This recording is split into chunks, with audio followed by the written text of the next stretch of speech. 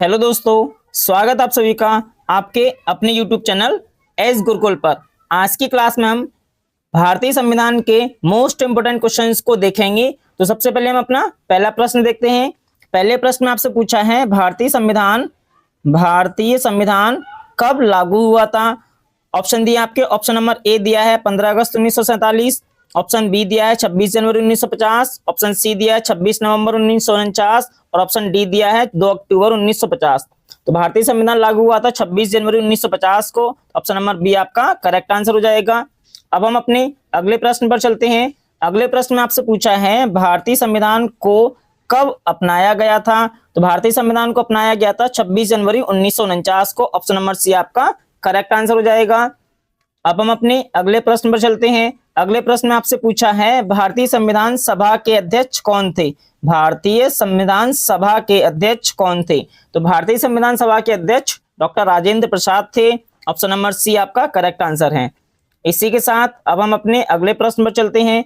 अगले प्रश्न में आपसे पूछा है भारतीय संविधान के निर्माता किसे कहा जाता है। तो भारतीय संविधान के निर्माता कहा जाता है डॉक्टर भीमराव अंबेडकर को। ऑप्शन नंबर बी आपका सही आंसर है। इसी के साथ अब हम अपने अगले प्रश्न पर चलते हैं। अगले प्रश्न में आपसे पूछा है भारतीय संविधान में कितने भाग हैं। तो आपको पता है या आप जानते हो कि भारतीय संविधान में कितने भाग हैं। भारतीय संविधान में 25 भाग होते हैं। तो 25 दिया आपको ऑप्शन नंबर बी में, तो आपका करेक्ट आंसर हो जाएगा ऑप्शन नंबर बी। इसी के साथ अब हम अपने अगले प्रश्न पर चलते हैं। अगले प्रश्न में आपसे पूछा है भारतीय संविधान में कितने अनुच्छेद हैं। आपसे क्या पूछा है कि भारतीय संविधान में कितने अनुच्छेद हैं। भारतीय संविधान में अनुच्छेद हैं 448, वो भी कब तक, 104वें संशोधन तक। ऑप्शन नंबर बी आपका सही आंसर है। इसी के साथ अब हम अपने अगले प्रश्न पर चलते हैं। अगले प्रश्न में आप देखो, आपसे पूछा है भारतीय संविधान में कितनी अनुसूचियां हैं। तो भारतीय संविधान में अनुसूचियां हैं आपकी 12। ऑप्शन नंबर बी में दिया है 12, तो आपका सही आंसर हो जाएगा ऑप्शन नंबर बी। इसी के साथ अब हम अपने अगले प्रश्न पर चलते हैं।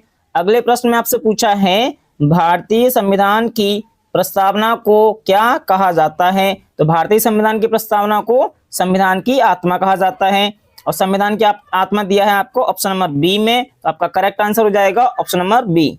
इसी के साथ अब हम अपने अगले प्रश्न पर चलते हैं। अगले प्रश्न में आपसे पूछा है मौलिक अधिकार किस अनुच्छेद तक वर्णित हैं। जो मौलिक अधिकार हैं वो अनुच्छेद 12 से अनुच्छेद 35 तक वर्णित हैं। ऑप्शन नंबर बी आपका करेक्ट आंसर होगा। इसी के साथ अब हम अपने अगले प्रश्न पर चलते हैं। अगले प्रश्न में आपसे पूछा है नीति निर्देशक सिद्धांत किस भाग में हैं। तो जो नीति निर्देशक सिद्धांत हैं वो भाग 4 में दिए गए हैं। ऑप्शन नंबर ए आपका सही आंसर है। इसी के साथ अब हम अपने अगले प्रश्न में चलते हैं। अगले प्रश्न में आपसे पूछा है मौलिक कर्तव्य किस भाग में वर्णित हैं। देखो, इससे पहले आपसे पूछा था नीति निर्देशक सिद्धांत, अब आपसे पूछा है मौलिक कर्तव्य किस भाग में वर्णित हैं। तो मौलिक कर्तव्य दिए गए हैं आपके ऑप्शन नंबर ए भाग 4 ए में दिए गए हैं। ऑप्शन नंबर ए आपका करेक्ट आंसर हो जाएगा। अब हम अपने अगले प्रश्न पर चलते हैं। अगला प्रश्न दिया है आपातकालीन प्रावधान किस अनुच्छेद में है। तो आपातकालीन का प्रावधान दिया है आपका अनुच्छेद 352 से अनुच्छेद 360 तक। अनुच्छेद 352 से 360 तक आपातकालीन प्रावधान दिया गया है। अब हम अपने अगले प्रश्न पर चलते हैं। अगले प्रश्न में आपसे पूछा है नागरिकता का प्रावधान किस अनुच्छेद में है। तो नागरिकता का प्रावधान दिया गया है अनुच्छेद 5 से 11 में। अनुच्छेद 5 से 11 दिया है आपको ऑप्शन नंबर बी में, तो आपका सही आंसर होगा ऑप्शन नंबर बी। इसी के साथ अब हम अपने अगले प्रश्न पर चलते हैं। अगले प्रश्न में आपसे पूछा है राष्ट्रपति के निर्वाचन का प्रावधान किस अनुच्छेद में है। तो राष्ट्रपति के निर्वाचन का प्रावधान अनुच्छेद 54 में दिया गया है और अनुच्छेद 54 है आपका ऑप्शन नंबर बी, तो आपका सही आंसर होगा ऑप्शन नंबर बी। इसी के साथ अब हम अपने अगले प्रश्न पर चलते हैं। अगले प्रश्न में आपसे पूछा है प्रधानमंत्री का उल्लेख किस अनुच्छेद में है। तो प्रधानमंत्री का उल्लेख दिया गया है अनुच्छेद 75 में और अनुच्छेद 75 दिया है आपको ऑप्शन नंबर सी में। आपका करेक्ट आंसर हो जाएगा ऑप्शन नंबर सी अनुच्छेद 75। अब हम अपने अगले प्रश्न में चलते हैं।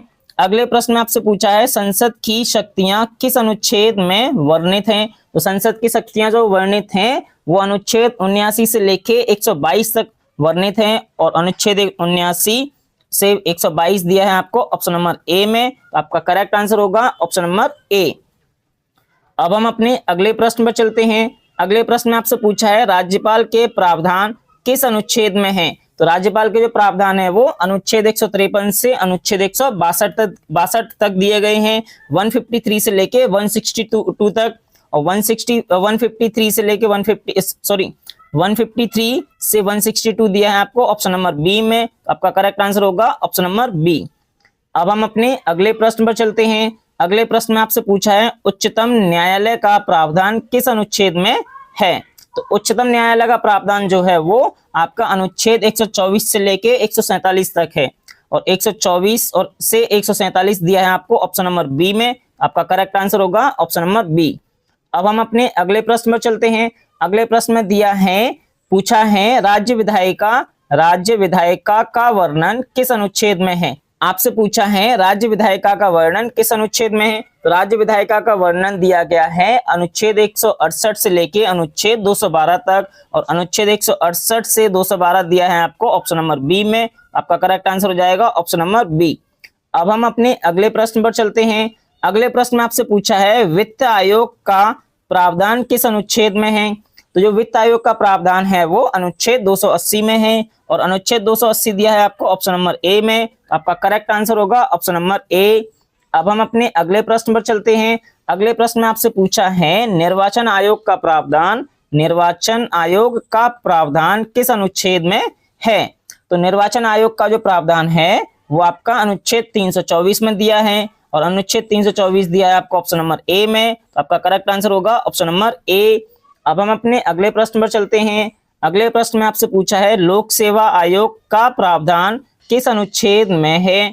तो जो लोक सेवा आयोग का प्रावधान है वो अनुच्छेद 315 से लेके अनुच्छेद 323 तक दिया गया है, और अनुच्छेद 315 से 323 दिया है आपको ऑप्शन नंबर ए में। तो आपका करेक्ट आंसर होगा ऑप्शन नंबर ए। अब हम अपने अगले प्रश्न पर चलते हैं। अगले प्रश्न में आपसे पूछा है आधिकारिक भाषा का प्रावधान किस अनुच्छेद में है? तो जो आधिकारिक भाषा का प्रावधान है वो आपका अनुच्छेद 343 से लेके 351 तक है, और अनुच्छेद 343 से 351 दिया है आपको ऑप्शन नंबर ए में। आपका करेक्ट आंसर होगा ऑप्शन नंबर ए। अब हम अपने अगले प्रश्न पर चलते हैं। अगले प्रश्न में आपसे पूछा है विशेष प्रावधान किस अनुच्छेद में है? तो जो आपसे पूछा है विशेष प्रावधान किस अनुच्छेद में है, तो जो विशेष प्रावधान है वो अनुच्छेद 370 से लेके अनुच्छेद 371 ए तक है। तो अनुच्छेद 370 से अनुच्छेद 371 ए दिया है आपको ऑप्शन नंबर बी में। तो आपका करेक्ट आंसर होगा ऑप्शन नंबर बी। अब हम अपने अगले प्रश्न पर चलते हैं।